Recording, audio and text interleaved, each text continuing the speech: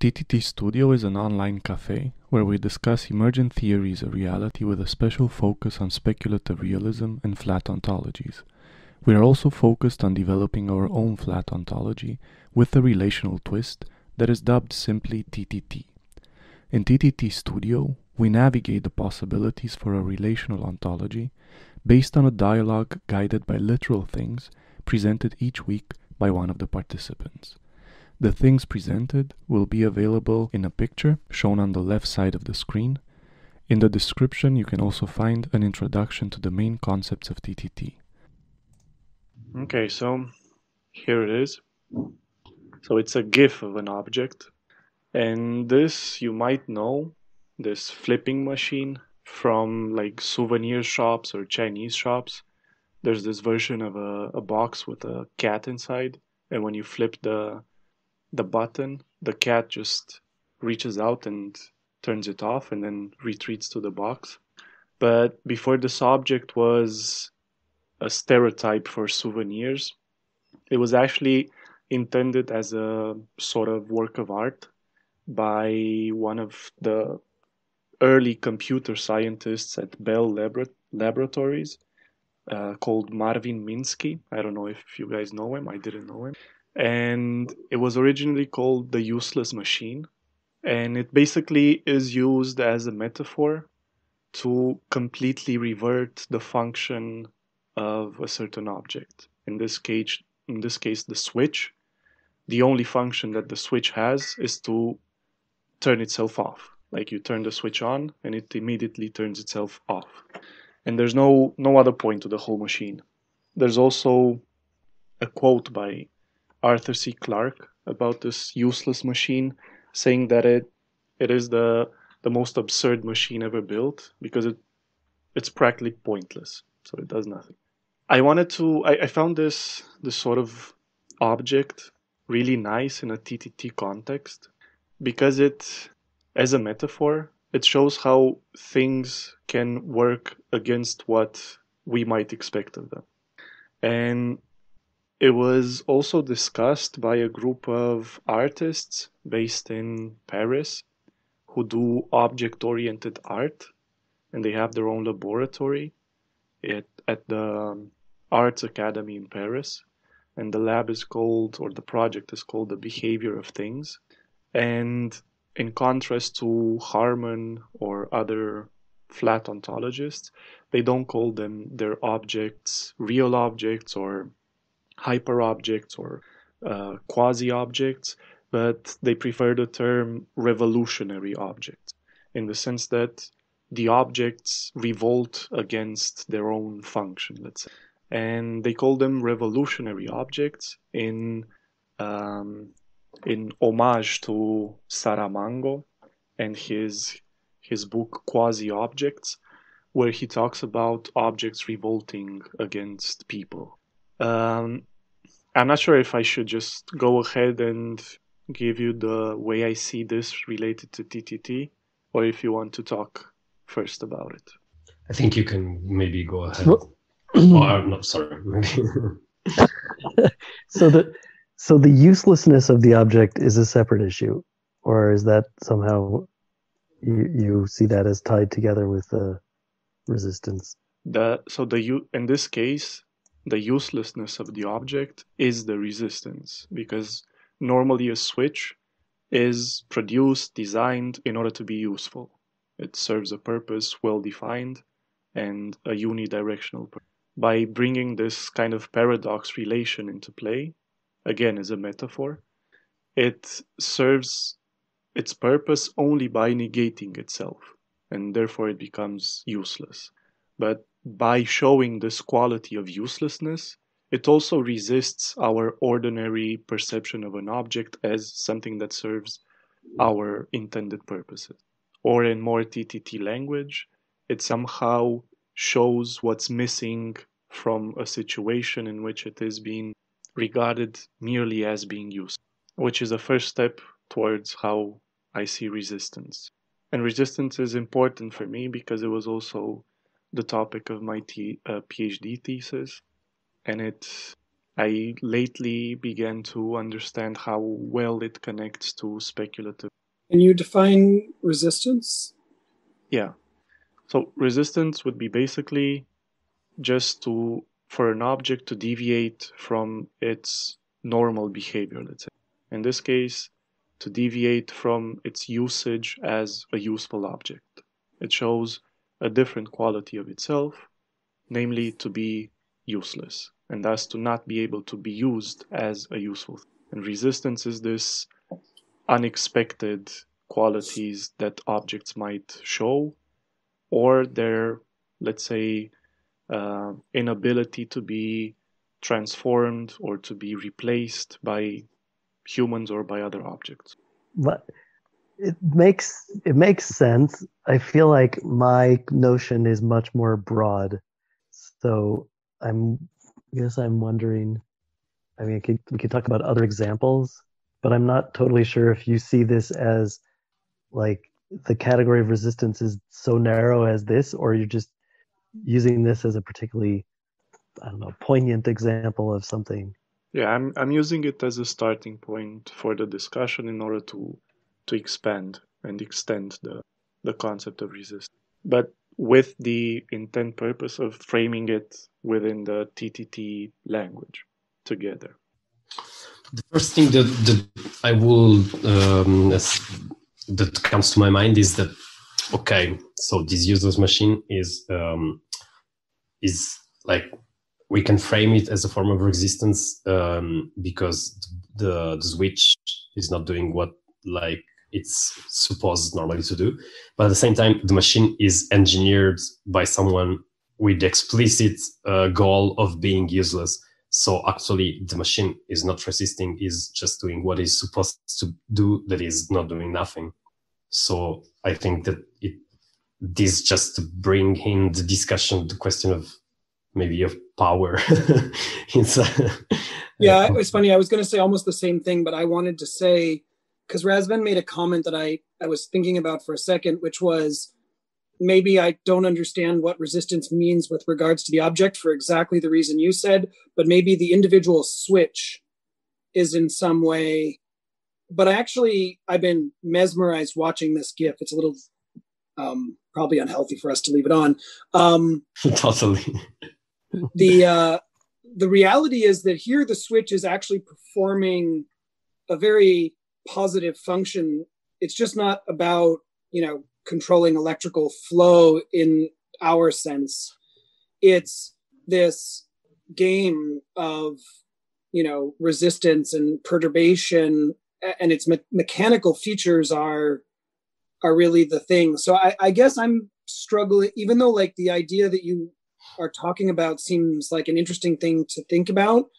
Maybe in the way Zach said it, like at some much broader level, this is an example of something that is exposing how things can be put to new purposes in a different context or something like that. But I'm not making the deeper connection that you seem to be pushing for.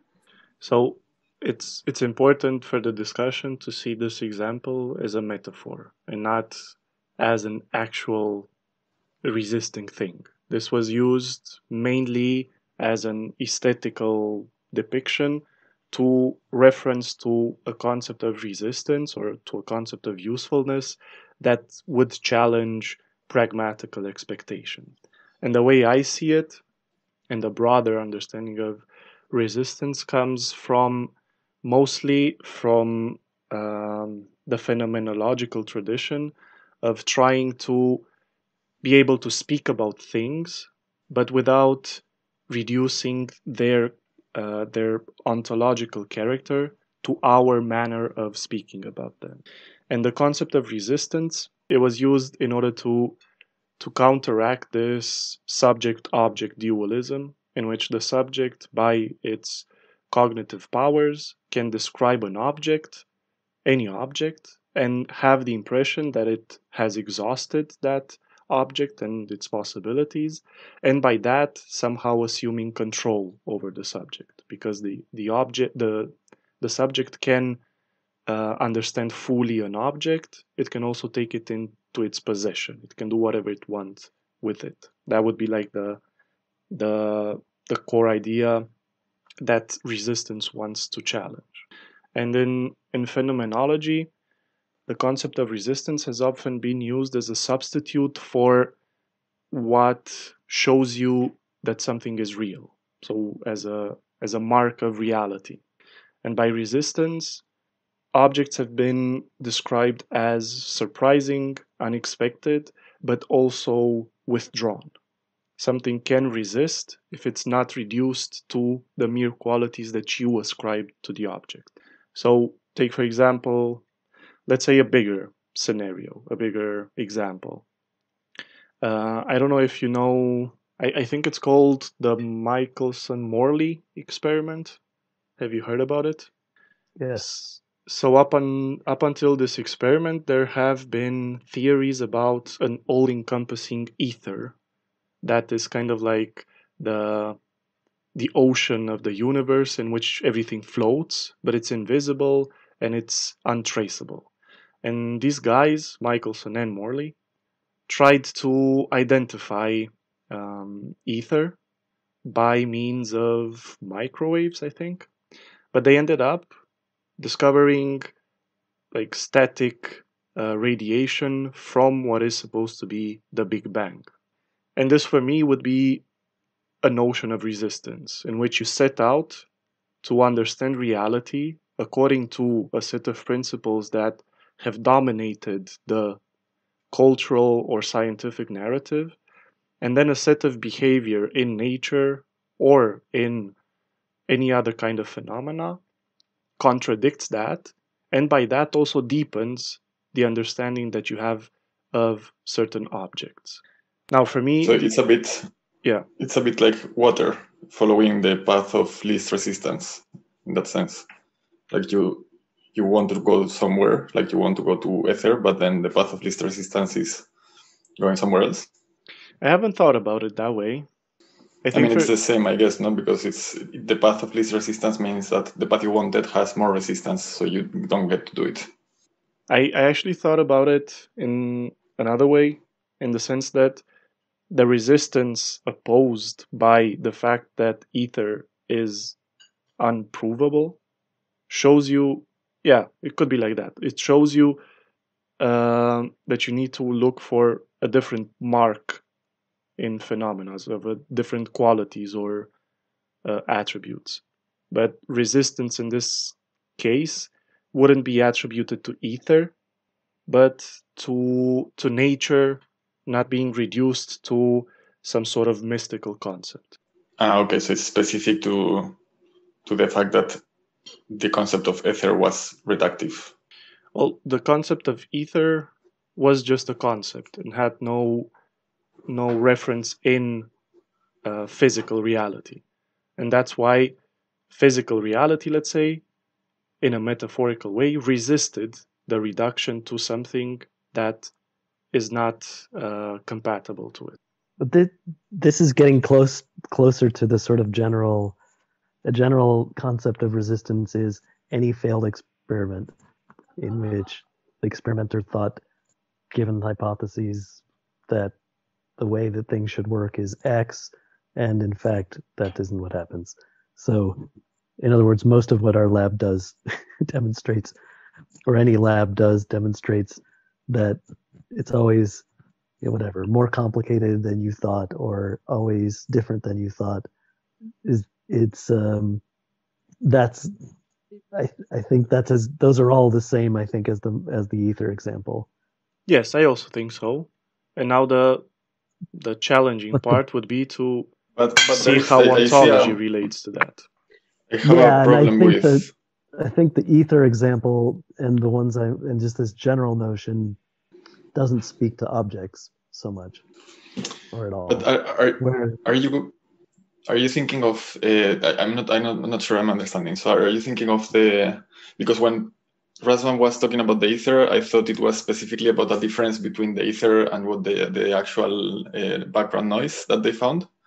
But the two things, like neither of them is reality, right? So also the background noise is still suffering resistance from reality, or is it not? Like, do you say, when you say that you're talking about hypotheses in experiments, the thing that you actually get to, that's also receiving some resistance from reality, right? Sorry, my mute. I think I see what you're saying, but I'm not sure if I can. So I'm not saying that. I'm not saying, or maybe this is the problem is with the ether example. Like the way I would have put it is maybe something more like given the ether concept, which was a dominant concept at the time, it followed that if you did, I'm going to be kind of vague because I don't remember it well enough to be very specific. But given that concept, you should be able to, do such and such a measurement and get something more or less like this. And in fact, if you do that kind of measurement, you don't get anything like that. It doesn't go away, or it doesn't transmit, or whatever the appropriate thing is. That's resistance. The concept that comes out of it, the revised concept of there being background radiation, is not the concept of resistance. Like that's like another. I think that's I don't know if Razvan agrees actually, but that's sort of another a totally different issue.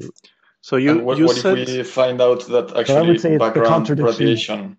It's the contradiction between ideas and measurements, or the contradiction between theories and reality, not the revision of theories that he was pointing that should be exemplifying resistance.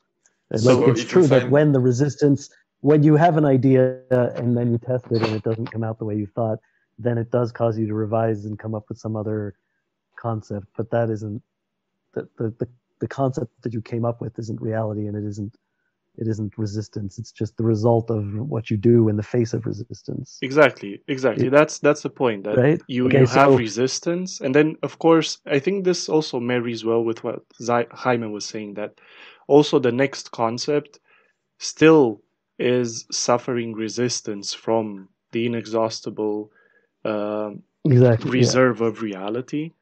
But what pushes you towards a new perception, vision, perspective, theory is this initial resistance to what you were expecting. Okay, so if you find that the background radiation is actually not noise from the Big Bang, but rather something closer to ether, like a background wave that's always there, then that's the same as with ether. Yeah. So and this is how now, like provisionally, this ties into the situationality of human cognition, for example, that no one concept is absolute. There's always this resistance from what is being objectified. But there's also a point that Zach made, that you said that resistance is not about objects, and there I tend to disagree, because no, I didn't say that's not what I. Okay. Let me clarify then. No, what I said is that example isn't illustrating something about objects. Yeah. The box. Yeah. I guess the box maybe is, but the Michelson-Morley is not going that direction. And I think I think what you're. Well, I think it's interesting to. I have an idea about that. I think I know what you're thinking about. So in a way, I'd see like there's a more general notion that's more of this sort of physics. It's almost a commonplace in science or physics, especially this idea that reality kicks back or something like that. But the thing about objects calls for a sort of more nuanced analysis than that. Yes, what I'm trying to do is to slowly build up to that, to go through, like to assume the human situation that we are in and not directly jump to objects. And by that also try to bridge the way phenomenology and other strains of philosophy have used resistance in order to get to flat ontologies and object-oriented ontologies, to show that at least they are compatible with. So in the examples I've gave up until now, both the ether and the box, as Giorgio and Eric both remarked, they still relate more to our expectations of the object than to the way the object behaves. But this, I think, is a nice example for us to identify with, to understand intuitively there is something there that's not functioning as I would expect it, and then to transfer that initial insight into more of a thing or object talk. But how do you think of this larger object-oriented resistance? Um, it, I think I think you were onto it. I don't know. Maybe this is the way you're going, but maybe it's slightly different. But if you made a remark, now I can't. I don't think I can recall how you said it, but it reminded me of a comment that Eric was making. And Eric, I don't know if you're still listening, but you can feel free to revise your view. But it was on the racism episode that I was re-listening to, and I think the remark was something like, the table in front of us, it's actually like it's not really this table that you see. It's actually mostly space between electrons, so on. It's so you gave this kind of bottom up or smallest or reductionist physical view of the universe, and then you say something like, and I apologize for using this as an example, but I think it was you stated, I think, what's a common position, that then you say the object, the table, is really just sort of a concept that we carve out of the world because it suits our purposes. Like it's something that's useful for us to call this a table, but the reality is this more fundamental level of particles in which the table doesn't really exist. It's kind of an arbitrary human centric thing. And so what I think you're getting at, what you can be getting at with resistance of objects as opposed to resistance of stuff and of like slightly less than objects, in particular like the table, is that if the table were just for our convenience, then it would only have those properties that suit our convenience. So it would be less resistant or less, it would be meet our expectations in general if it was something that we simply carve out of the world because it suits us. And if the table doesn't do that, if a table behaves in an unexpected way, then it hints that the table isn't just what we bring to the table, but the table is something more than that.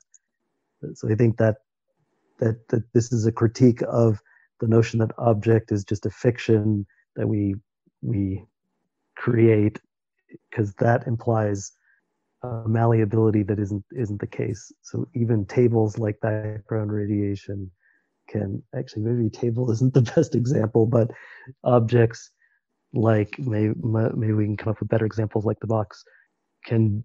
But I have a problem with the box because I know it's a metaphor, but it brings in some other issues. But objects can reveal sides of themselves that are not obviously pragmatic, that are just as unexpected and resistant as any other sort of physical measurement might do. So that's, I guess, yeah. I mean, that's what that's what I think you're going for, but maybe you have more in mind or slightly different things in mind. That is what I want. Oh, wait. But I think that's it. Anyway, that I think it's kind of this is a very interesting point, because I think the argument that Eric was making has some weight, and I think it does need some counter argument to not, it's not something you can just dismiss completely. Like there is some notion that an object has some properties that are specific to our relationship to it, the table for us is not the same as the table for the ant, etc. But that doesn't necessarily lead to a complete obliteration of the table as a fiction that we have created necessarily. Just because it has something to do with us doesn't mean that it's all to do with us, and that's where this resistance again can come in to make that argument. So this is what I wanted to say, but I also want to say more than that. I'll come back to that later. I just want to point that Eric also gave another example I think in one of Giorgio's presentations about the extended mind and the pottery example. He was talking about how the shaping of the pottery is not just one unidirectional effect, that the hands shape the material in whatever they want, but if you turn the material too fast, it breaks. That for me is also a sign of resistance, so a sign of specificity and not just endlessness potential. So a thing is individual and unique in its own way, also due to the resistance it opposes both to our interactions with it as well as to all of the other things in relation to it. Like the ant, for example. Like the table is unique in its own way because it offers a surface resistance that allows the ant to climb it, for example. Eric, did you want to say something? Yes. So maybe now, well, I guess I wanted to make a response and a comment and maybe another comment. So stop me if it's easier to break it up. So I think I wanted to say that I don't want to be heard when I make sometimes, and I think I made this kind of argument a couple of times in these discussions, to say that just because something like the table might be also described as, being comprised of smaller constituents, or, put the other way, that the leg of the table isn't a part of a larger whole. I think that both talking about and having as conceptual objects, ontological objects, these things is fine. What I think, but the reason that I bring it up is that I think that there's a tension, and often the way we talk about things here with situations or context bringing meaning, and that we don't want to privilege one over another, that there's a sort of potential worry about a regress to no real structure, sort of an infinite soup of possible objects and possible situations. Now, I guess the way I'm hearing resistance at the moment, it to me sounds like some of the things that I've been trying to figure out how to articulate, which is, I think that we as human observers or humans in the world bring a perspective to bear which makes some objects more privileged to us than others. And I would argue, in fact, things like a table, in my view, are far more, and I'm using this word vaguely and without definition, and I don't necessarily have one, but I think it sort of comports well enough to what has been said before, and hopefully it's clear enough. But I would privilege things like tables and cups as actually kind of the primary objects of our world, literally the most real constituents of our world, because they're the ones that we interact with, have concepts of utility for, like the object we're looking at right now. Whereas things that are both on much larger scales, like the solar system or the galaxy, or things that are on much smaller scales that we posit, like electrons and molecules, are mediated for us by a bunch of inference processes and a bunch of technology, usually. But at the same time, I think there's a second set of privileging that I would argue we need, which is the one that sort of allows our, intersubjective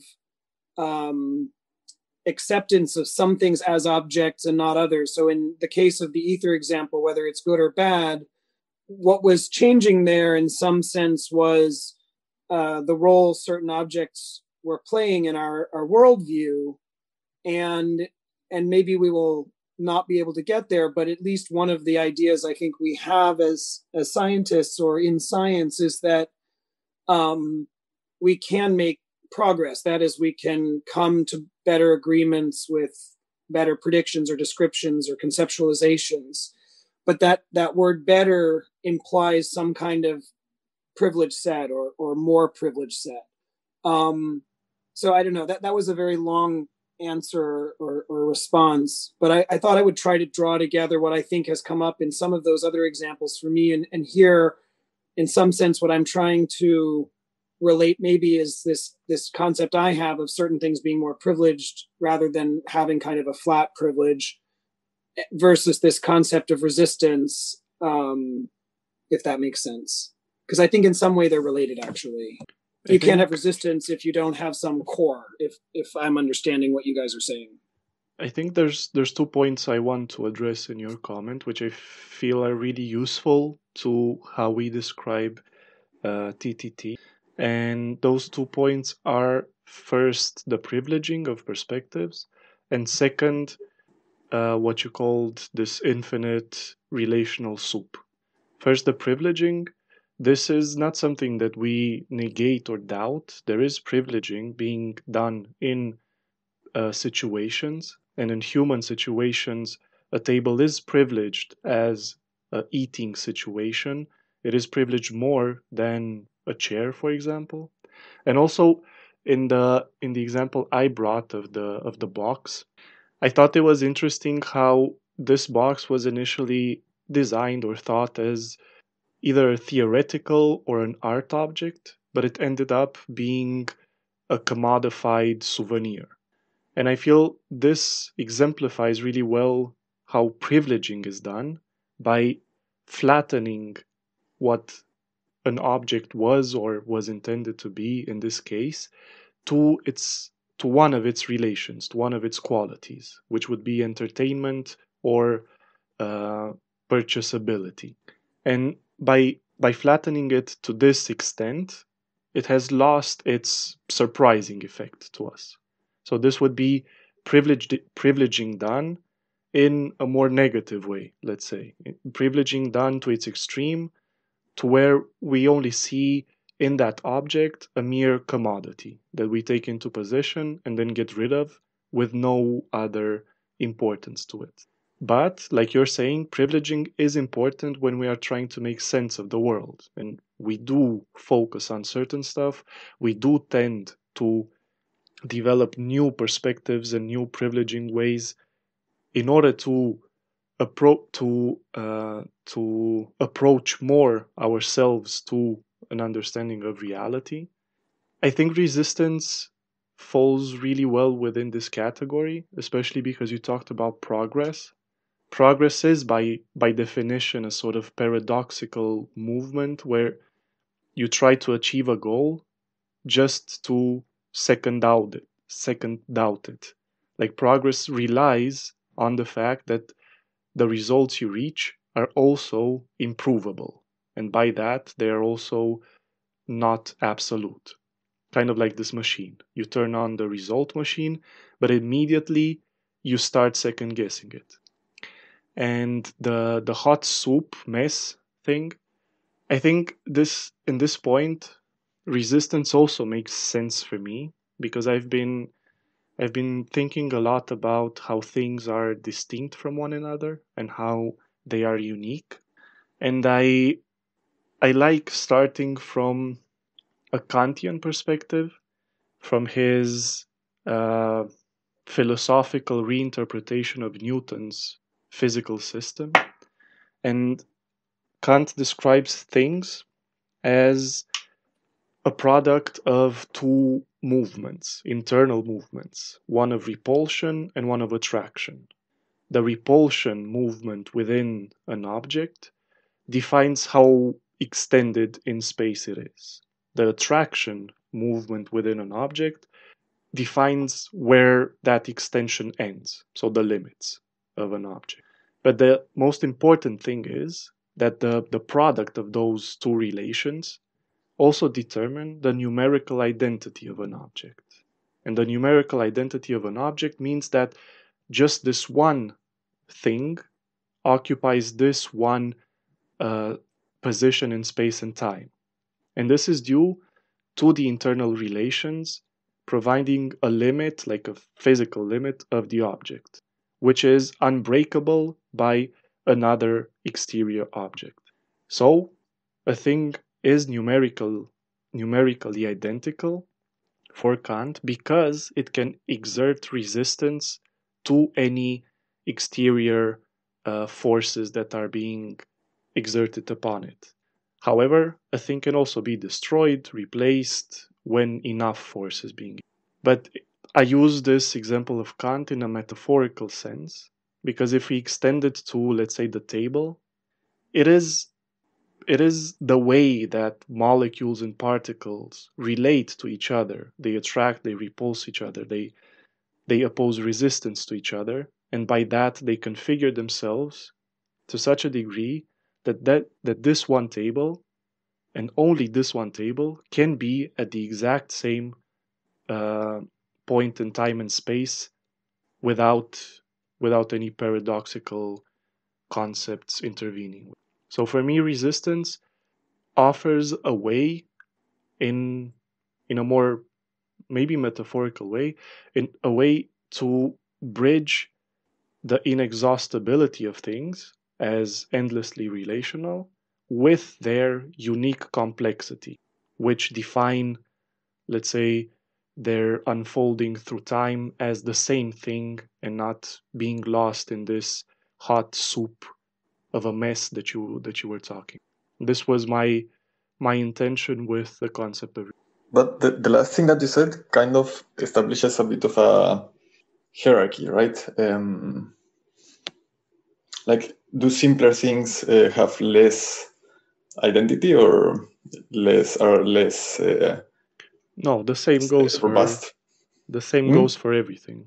Why would smaller things have less identity? You said something like the infinite relationality of things is kind of the thing that keeps them from being just a soup of infinite relationality is their characteristic complexity of each thing. So the more complex a thing is, the more characterized it is and less risk it has for becoming a soup. I understand. Okay, so what I am saying also relies on the fact that in the TTT framework, all things are endlessly relational, and they are so because everything that everything a thing consists of is relations, and by that a thing can always endlessly relate. So by that measure, you can distinguish based on reality and identity between a small and a big thing. So embedded within the TTT framework, this concept of resistance and the unicity would not introduce a hierarchy because all things are ontologically equal. And that equality consists in their being endlessly relational.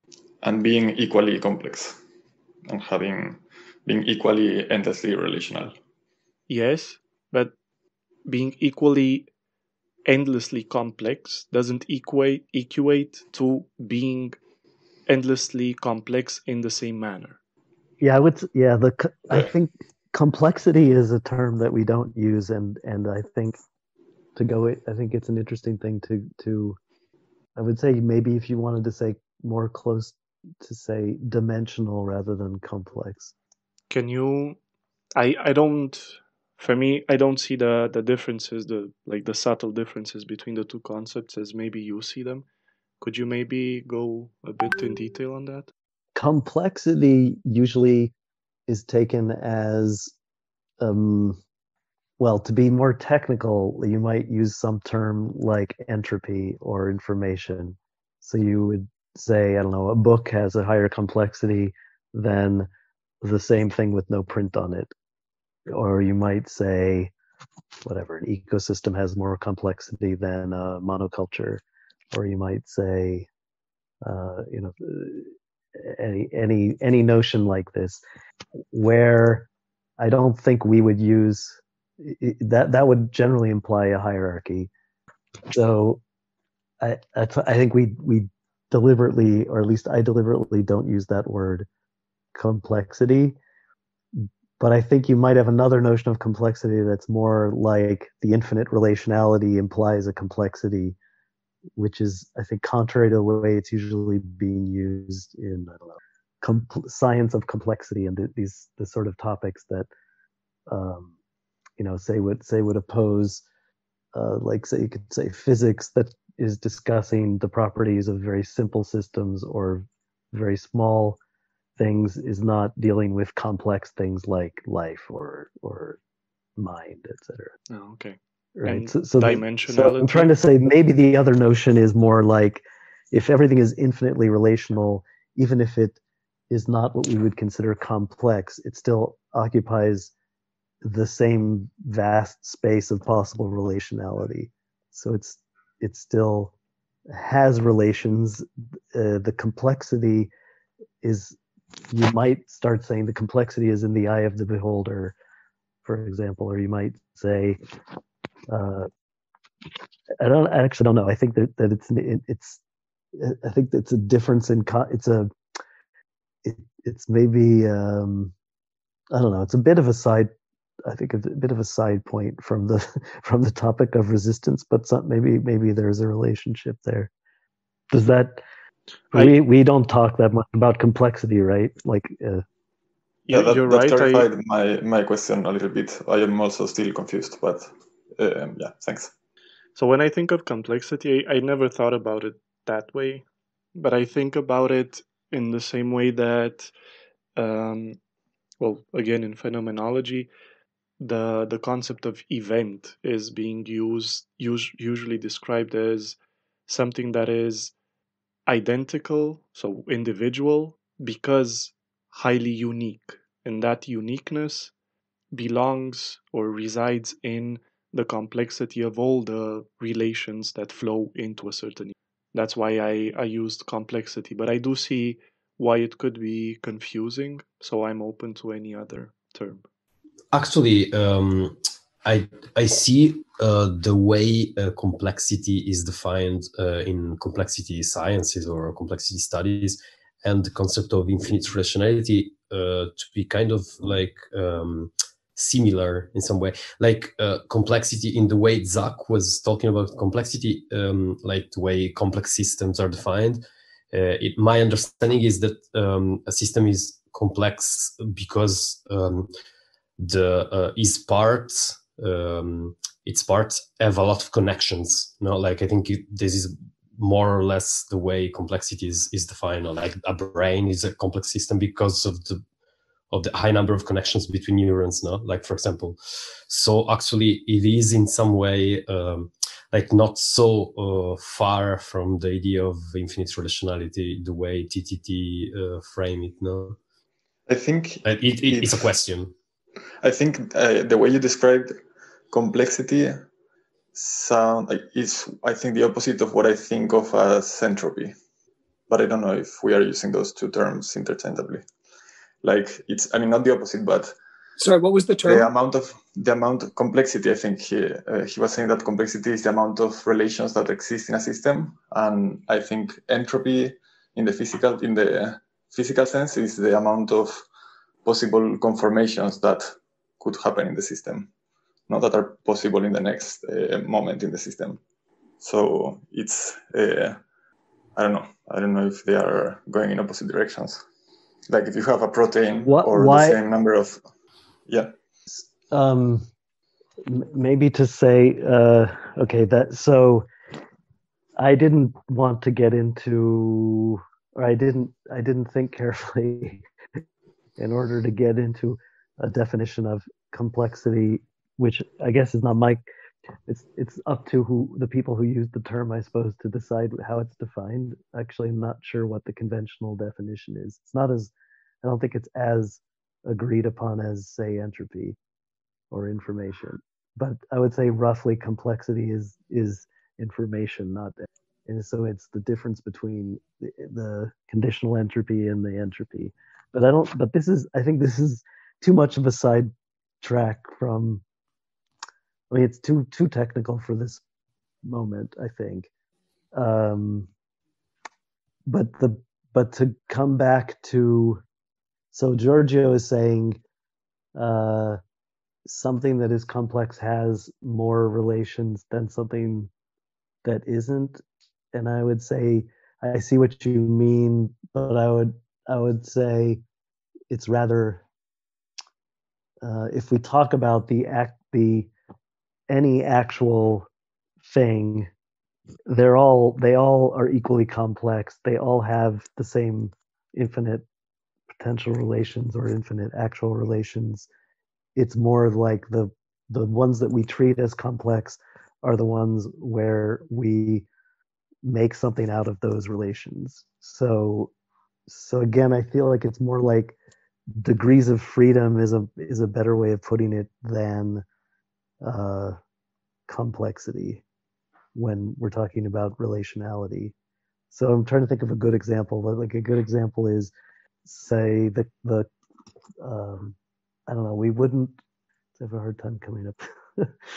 um, like I'm thinking of, um, like I don't. I guess, and that's another way to say it is, if we try to think of any actual thing or situation, even, like, not to misuse terminology, but like if we think of anything, name a thing that is not complex. Like I also I wanted can name to. concepts. I can name concepts that are not complex, or concepts that are not, don't seem to be infinitely relational. But can we? How can, what would we point at to say that that isn't? Because that's kind of, that's a bit the point of TTT, is to say anything you point at to say that this thing is actually going to exceed whatever it is you conceived of, and turn out to exceed that by at every attempt to define it. So I think that's a very different notion than when you go for complexity science.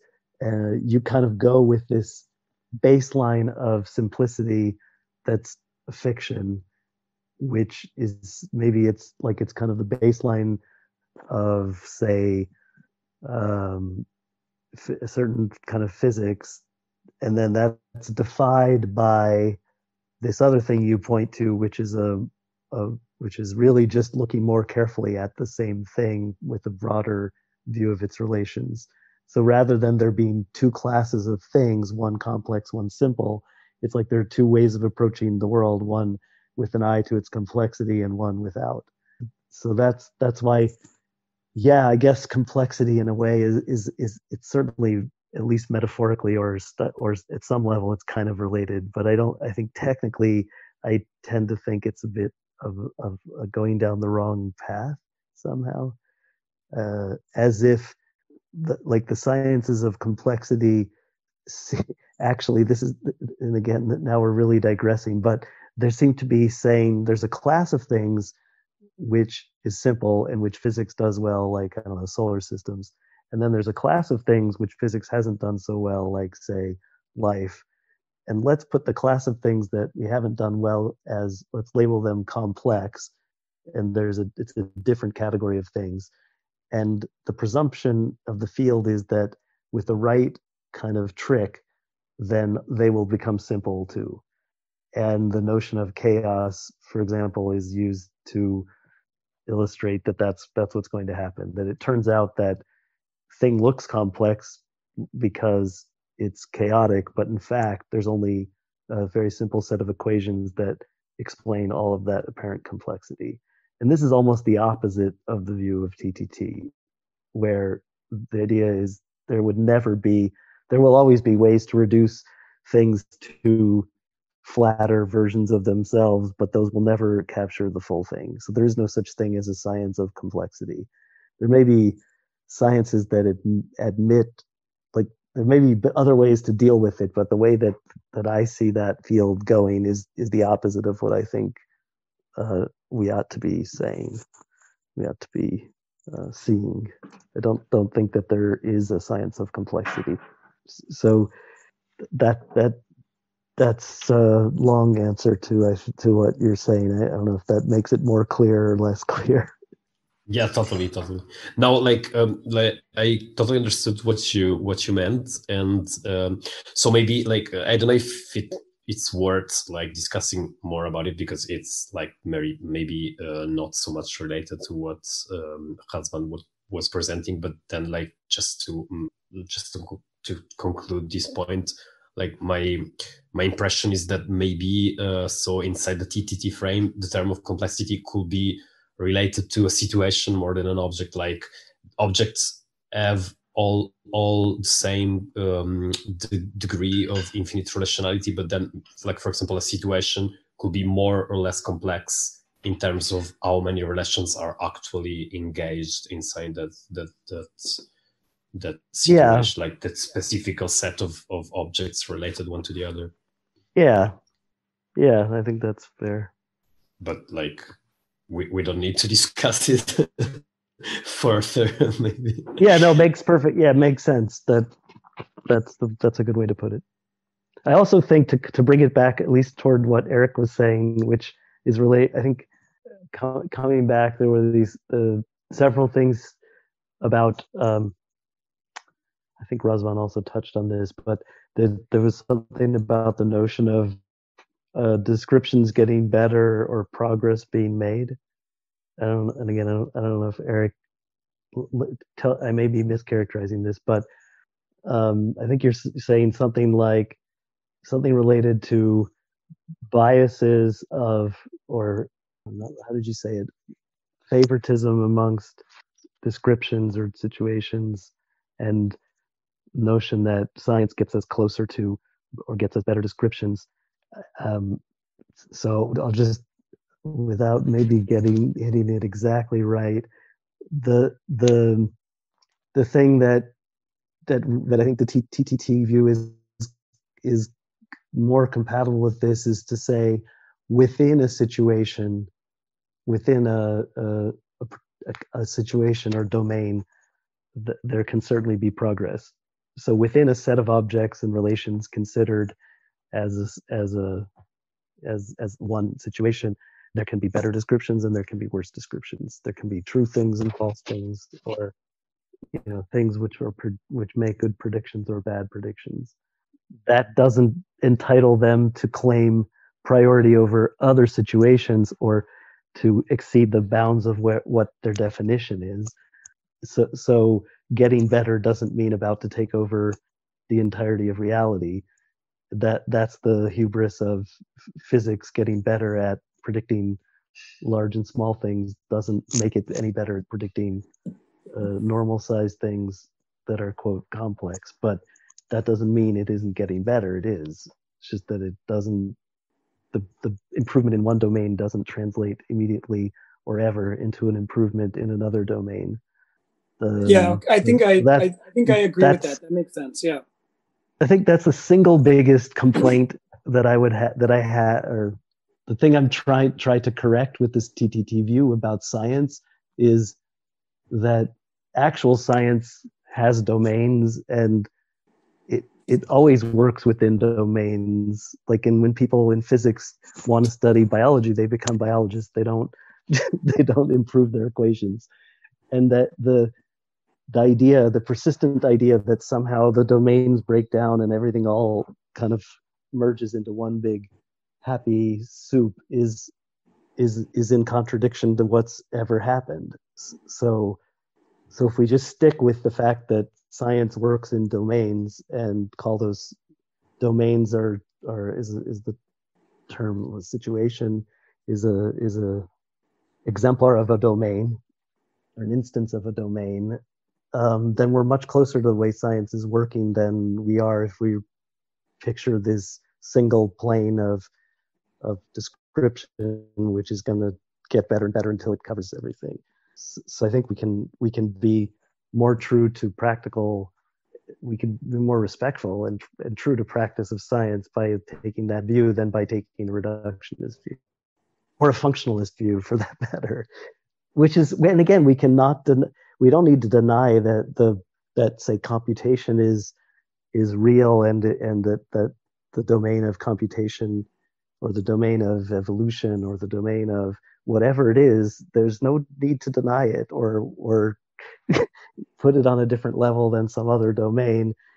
And we could just say they're different, and we don't ask for them to be put in some sort of hierarchy or order. And then we can wonder, we're also going to have to say that they're not independent either. Like the objects that reside in one domain, like the person that I don't know, whose brain we're trying to understand, is also the person who acts in the economic domain, is also the person who falls to the earth if dropped from an airplane.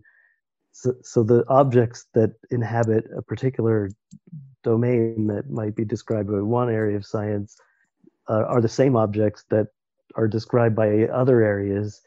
So these domains are not at all independent. They're all connected by objects. That's kind of also interesting. So there is a point to trying to make theories that connect different domains, like try to understand what the brain has to do with behavior. It does make sense, but it doesn't mean that the behavior is going to be subsumed by the brain. It's more of a dialogue between these two ways of describing the objects, neither of which has a full claim on the object. And this resistance is another way of talking about why that. Yeah, you could see that as a way of saying it's the remainder that's always there after the description from one angle of attack. One way of looking at it is trying to say it's just this box, or it's just this set of neurons, but it never is. It's always partly missing something that is described by some other can be described in the future by another future science, or it could be described by some other perspective, or by the interaction with a kind of object that isn't a human that we may not be paying attention to. Now I've talked But see, probably as much as I have also in the last there, like you 10 TTT studio. but it's nice that in the example you finished with, the dialogue example, the resistance concept plays a major role there, because unless there's resistance between the two parts in dialogue, then you end up in a situation in which there's just subjugation of one by the other. Dialogue implies a resistance in exchange. It implies working together, contributing together, and not just being led by one part towards something that completely absorbs. Yeah, for me, I love the dialogue as a metaphor. Is my favorite.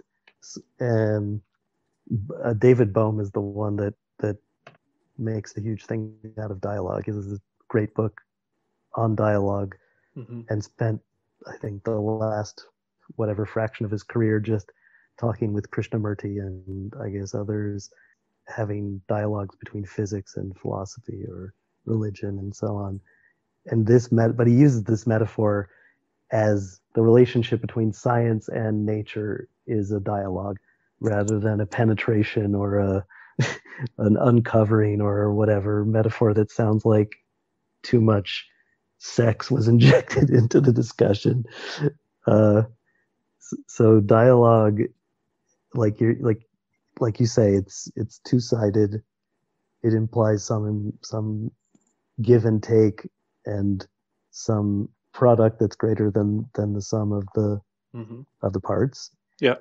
Somehow when we say resistance, I'm always thinking about resistance. It always makes me think of like political resistance. I wanted to get to that point. Think about that, because I think in order to link this to the previous episode about skin resonant organs, I think it's also important that we understand resistance as a permeable resistance and not a pure rejecting resistance.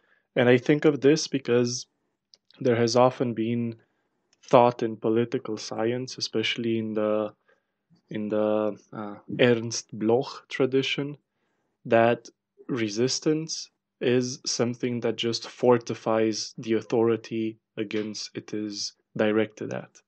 As like it has been often used in political systems to justify one's authority, one uses the resistance and defines it as violent or as unjust, and that is being used to justify the power that the military exerts in some random parts of the world, or a certain restriction of human rights, or other examples. So I think, like you were saying, resistance should be understood in more of this dialogue manner, in which both parts or all parts involved have their own voice, their own say, without simply negating the other. But I also have another object tonight related to resistance, because I also wanted to make a point regarding to how qualities are relations. And I like this metaphor that Marion uses, which is a filament that shines light because it resists to the current running through it. And the qualities shown by the light bulb, or the filament in this scenario, are the resistant relations between the current passing through it, the materials that constitute the filament, the way they interact with each other, with the oxygen around it, and with the current running through the filament. And I think this is for me, it's a nice way of visualizing how qualities can be restated or reframed as relations between things that also determine the unique ways in which things express themselves in certain situations, with emphasis on unique or specific. So you'd say the quality of the filament is better described as the relation between the as what's exhibited given the relations to the current that's applied to it, etc. Yeah. Than to say it's nickel or whatever it is. Yeah, but also like to say it's nickel, it also implies that you're talking about the chemical relations that qualify as nickel. Mm-hmm. Or it's yellow, or it's hot. Yeah. Or it's 3 centimeters. But I think all of those qualities can be expressed as relations. Expressed as a mere quality by itself would be hard to justify. It would mean either to run the internalist view that qualities get ascribed to things which by themselves are inert matter, or that qualities exist by themselves, which would lead more towards this what was known as the Universalia fight between the nominalists and the realists in the Middle Ages. And the realists argued that concepts and qualities or representations of things exist by themselves in their own reality, and nominalists argued that they only exist as products of human mind or as things thought by human minds. And I feel like shifting the focus towards the relations and how the way the relations configure themselves, and to take this as the process by which things qualify themselves, so have certain qualities. I think it shifts more the focus on things and not so much on questions about mind and Yeah, I feel like the light bulb is kind of a nice example of the suitability of a relational description over a object-oriented a Harman sort of object-oriented description. And I think like it's also a nice. I sort of have a hard time just to say, like, for I muted you. I wanted to mute me, and I muted you. That's fair. You're the co-host. like, is the light, so there's a real light bulb, but all we get is the sensual light bulb with the sensual qualities. I don't know what is it, but the light bulb, because it has parts, because the mechanical object in some sense, or it's not really mechanical, but it's a bit strange to me to start looking for the light bulb as the real, like, I don't know. I find I have a hard time going down that route. Whereas if I just think of it as really as uh, relations between objects, parts and whole, and with the whole being also related to other things, it's a bit easier to get my head around. I also like this example because Marion uses it as a metaphor to describe how we as human subjects function. For him, we are just like the filament. We we oppose resistance to the way things affect us, and by that, their qualities shine or express themselves.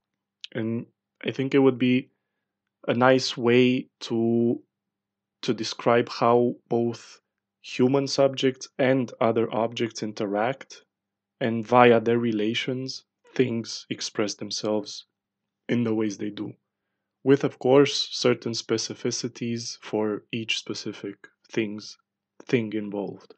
Sorry, Razvan, who is Marion? Like you are citing someone, but I Yeah, think I'm. sorry, yeah. So, uh, Jean-Luc Marion is a French phenomenologist that focuses on the concept of excessive phenomena. So for him, basically each object is excessive in nature, so it gives off more than we can chew, let's say. But we tend to reduce everything that we see to stable objects, to stable descriptions of objects, and by that to ignore the excess of qualities and relations that they provide in experience. And that's the way he criticizes modern philosophy, that it was it was orienting itself towards the reduction of things to a simple, understandable description instead of focusing on their phenomenal richness, so on the richness of their reality. And for him, this concept of excess gets gets more attention when, for example, we are surprised or by an object, by an unexpected way it behaves in.